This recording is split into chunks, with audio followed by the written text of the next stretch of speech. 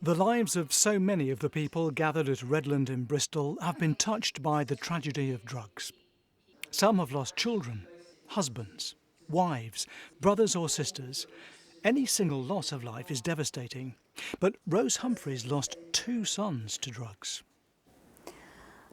I joined Anyone's Child because I want to try to make a difference. I lost 2 of my sons because of heroin, and I think it was more because of the drugs laws surrounding heroin than the actual heroin itself.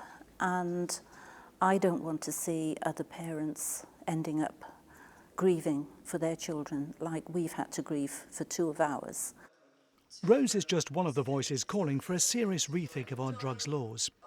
It's perhaps surprising that people who've lost loved ones to the likes of heroin should call for it to be made legal.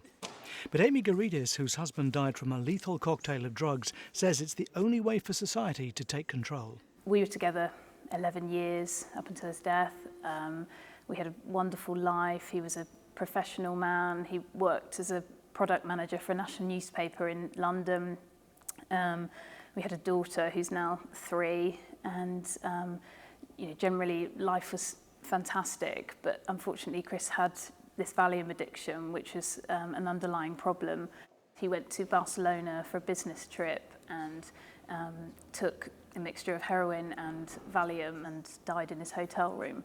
And I'm angry that with the lack of support that he received, he definitely was not a criminal. He was a good man, he was a good family man who worked hard, and he should have been given support for his problem.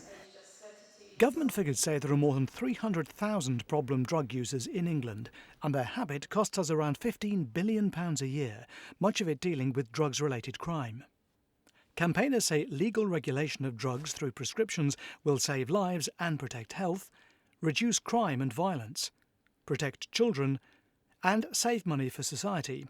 That is, it would channel funds into health programmes rather than pursuing drugs criminals. When I was a police officer, I had a great deal to do with the investigation of drug deaths because I was, that's the world I came from, the type of investigation I came from. And I can say with absolute certainty that all of the drug deaths that I had anything to do with the investigation of, each one of those could have been prevented with a regulated system. She didn't survive. Anne-Marie Coburn faced having to arrange the funeral of her 15-year-old daughter, Martha, who died from an ecstasy overdose. She left my house on a Saturday morning, went out with friends, swallowed half a gram of white powder that turned out to be ecstasy that was 91% pure, collapsed and died within 3 hours.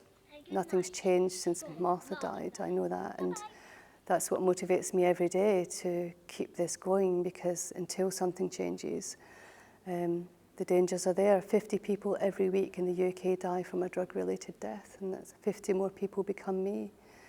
And I can't allow that to be the norm. So, although it's painful to tell my story, I have to until things change, you know.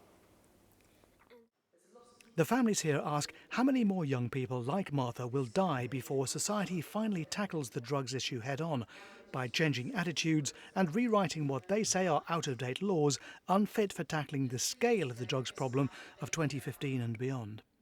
Wesley Smith, ITV News.